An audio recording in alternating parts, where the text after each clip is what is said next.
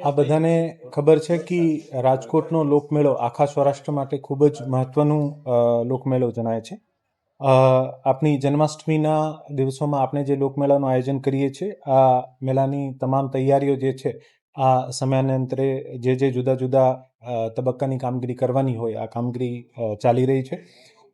લગભગ 228 પ્લોટ્સ માટે AI, drone monitoring, central control room, નવા ડિઝાસ્ટર રૂટ અને બાઇક એમ્બ્યુલન્સ જેવી સુવિધાઓ સાથે આ લોકમેળો જે છે આને વધુ સુરક્ષિત, સુવ્યવસ્થિત અને આનંદદાયક બનાવવા માટે જિલ્લા વહીવટીતંત્રનો પ્રયત્ન છે. 2026ના લોકમેળા માટે વિવિધ કેટેગરીના 228 જેવા પ્લોટનું આયોજન કરવામાં આવ્યું છે.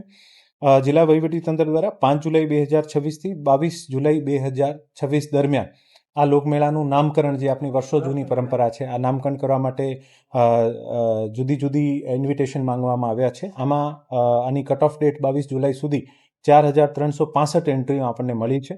હવે આ એન્ટ્રીઓને શોર્ટ લિસ્ટિંગ કરીને પછી જે પણ છેલ્લી ઘડીએ પ્રક્રિયાના ફોલો કરીને આપણે નામકરણ કરવાની જે પદ્ધતિ છે, આવનારા દિવસોમાં આપણે નામકરણ કરીને જાહેર કરવામાં આવશે. મુલાકાતીઓની સુરક્ષા અને આપત્તિ વ્યવસ્થાપનને સર્વોચ્ચ પ્રાથમિકતા આપીને સમગ્ર લોકમેળા વિસ્તારમાં વિશેષ ડેડિકેટેડ ડિઝાસ્ટર કોરિડોરની વ્યવસ્થા કરવામાં આવી છે. આ વર્ષે આ કોરિડોરમાં ફક્ત ફાયરની ગાડીઓ, એમ્બ્યુલન્સ અને મહત્વના વ્હીકલ્સ જ આમાં રૂટ કરી શકાશે. અને આ મેળાને ગત વર્ષ જેમ આપણે જે ડેડિકેટેડ કોરિડોર હતા જ્યાં માણસો પણ અંદર જઈ શકતા હતા, આ વખતે એકદમ ડિફરન્ટ કોરિડોર જેમાં કોઈ પણ બીજું પ્રવેશ નહીં કરી શકે, આ બાબતની વ્યવસ્થા કરવામાં આવી છે, જેથી કોઈ પણ ડિઝાસ્ટરની પરિસ્થિતિને આપણે ખૂબ સફળતાથી પૂરી પાડી શકીએ.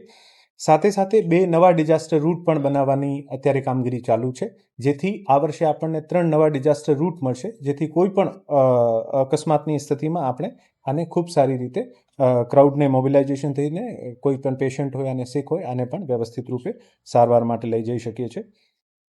આ વર્ષે કેટેગરી કે જે છે, નાની ચકરડી જેને કહેવાય છે, નાની ચકરડીના પ્લોટોની સંખ્યા ગયા વર્ષે 12 હતી, આને વધારીને 24 કરવામાં આવી છે, જેથી નાના વેપારીઓ જે છે આ વધુમાં વધુ લાભ લઈ શકે છે. સાથે સાથે આ વર્ષે એક સેન્ટ્રલ કંટ્રોલ રૂમ કાર્યરત કરવામાં આવશે. ગયા વર્ષોમાં આપણે જોયું છે તમામ વિભાગના જુદા જુદા કંટ્રોલ રૂમ હતા. આ વર્ષે એક જ સેન્ટ્રલ જુદા જુદા વિભાગોના કંટ્રોલ રૂમ હશે, જ્યાં આની બીજી વ્યવસ્થાઓ આ લોકો કરશે, પણ એક central command and control room હશે, જ્યાં બધા વિભાગના અધિકારી એકસાથે બેસશે અને જેથી મેળાનામાં કોઈ પણ ઇન્ફોર્મેશન શેરિંગથી લઈને જે પણ આકસ્મિક પગલાં લેવાના હોય આપણે ઝડપથી લઈ શકીએ છીએ. આમાં ગત વર્ષની જેમ AI અને ડ્રોન આધારિત જે છે આપણે માનવ મેદનીની ગણતરી, ક્રાઉડ મેનેજમેન્ટ તથા સુરક્ષા વ્યવસ્થાના ભાગરૂપે સતત નજર રાખવામાં આવશે અને તમામ ડિપાર્ટમેન્ટ સાથે સારું કોઓર્ડિનેશન થાય આને માટે સુનિશ્ચિત કરવામાં આવશે.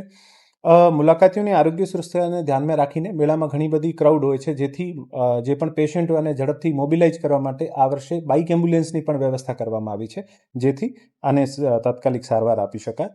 લોકમેળાની કેટેગરી જે અને કે નાની ચકરડી માટેનો જે દર છે ટિકટનો, આ 35 રૂપિયા, અને મોટી કેટેગરી જે મોટી યાંત્રિક રાઇડ છે આનું 50 રૂપિયા જે ગયા વર્ષે હતો એવી જ રીતે નક્કી કરવામાં આવ્યું છે. છેલ્લા 2 વર્ષથી આપણે પ્લોટની અપસેટ પ્રાઇઝમાં કોઈ વધારો નહીં કર્યો હતો, પણ ચાલુ વર્ષે આમાં ખૂબ જ નજવો વધારો કરવામાં આવ્યું છે અને ટિકિટ દરોમાં આપણે આજે કોઈ પણ ચેન્જીસ નથી કરતા આ વર્ષે પણ. લોકમેળા 2026માં જે પણ પ્લોટ લેવા માટે ઈચ્છુક આવેદનકર્તાઓ છે, આ Indian bank Toral building Rajkot ખાતે તારીખ 20/7/26થી લઈને 28/7/26 દરમિયાન પોતાના ફોર્મ્સ કલેક્ટ કરાવી શકશે. વિવિધ કેટેગરીના પ્લોટોની ફાળવણીની પ્રક્રિયા પારદર્શક રીતે હાથ ધરવા માટે કેટેગરી B, C, J અને Kના પ્લોટનો ડ્રો જે છે આ 1/8/2026 તારીખમાં અને કેટેગરી A અને B1ની પ્લોટની હરાજી જે છે આ 4/8/2026ના તારીખે, કેટેગરી E, F, G, Hના પ્લોટની હરાજીની તારીખ 5/8/2026 અને કેટેગરી Xના પ્લોટની હરાજીની તારીખ જે છે 6/8/26ના રોજ યોજવામાં આવશે. તારીખ 20/7/26થી લઈને 22/7/26 સુધીમાં 3 દિવસમાં યાંત્રિક કેટેગરીના 49 અને અન્ય કેટેગરીના 163, આમ કુલ મળીને 212નો ફોર્મ જે છે આ વિતરણ કરવામાં આવ્યું છે. વિતરણ કરાયેલ ફોર્મ પૈકી 20 તારીખથી આજ દિવસ સુધીમાં કુલ 8 ફોર્મ પરત થયેલ છે. આમાં નાના રમકડાના 5, કેટેગરી Cના 1 ફોર્મ અને કેટેગરી X આઈસ્ક્રીમના 2 ફોર્મ મળ્યા છે. આ મેળાને ખૂબ સારી રીતે રાજકોટના તમામ નગરજનો, મીડિયાના મિત્રો, સરકારના તમામ વિભાગો, ખાસ કરીને પોલીસ વિભાગ, કોર્પોરેશનની મદદ લઈને આ મેળાને ખૂબ સારી રીતે સુવ્યવસ્થિત રૂપે અને ખૂબ જ સુરક્ષાની દ્રષ્ટિથી ઇમ્પોર્ટન્સ આપીને આને પૂરો પાડવા માટે તંત્રનો પ્રયત્ન છે. યાંત્રી રાઇટ્સની સેફટી નોર્મ્સની પ્રક્રિયા માટે અગાઉમાં પણ સરકારે ઘણા બધા પરિપત્ર બહાર પાડ્યા છે અને એસઓપી નક્કી થઈ છે. આ એસઓપી હજુ કાર્યરત છે. આમાં આ વર્ષે કોઈ પણ ચેન્જીસ નથી, જેથી જે ગયા વર્ષે આપણે પ્રક્રિયા ફોલો કરતા હતા આ વર્ષે પણ આ જ પ્રક્રિયા આપણે ફોલો કરીશું. સાંસ્કૃતિક કાર્યક્રમો કઈ કલાકારો આવવાના છે આપણે? જિલ્લા વહીવટી તંત્ર દ્વારા 10થી 12 કલાકારોની યાદી બનાવીને રાજ્ય સરકારને મોકલવામાં આવી છે. ટુરિઝમ ડિપાર્ટમેન્ટ દ્વારા આવનારા દિવસોમાં જે પણ કલાકારોની યાદી ત્યાંથી નક્કી થશે એવી રીતે આપણે દરરોજ ખૂબ જ સુંદર સાંસ્કૃતિક કાર્યક્રમ કરવામાં આવશે.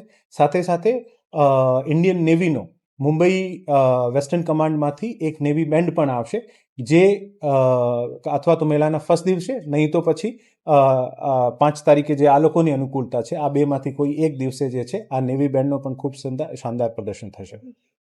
અત્યારે ત્યાં જે રાઇડ્સ છે એમને શૂટિંગ કઈ રીતે કરી શકે ત્યારે? આ દર વર્ષે જેમ કરીએ છીએ આપણે, આમાં કોઈ નવી બાબત નથી. એવરી યર આપણે જેમ કરીએ છીએ એવી રીતે કરીશું.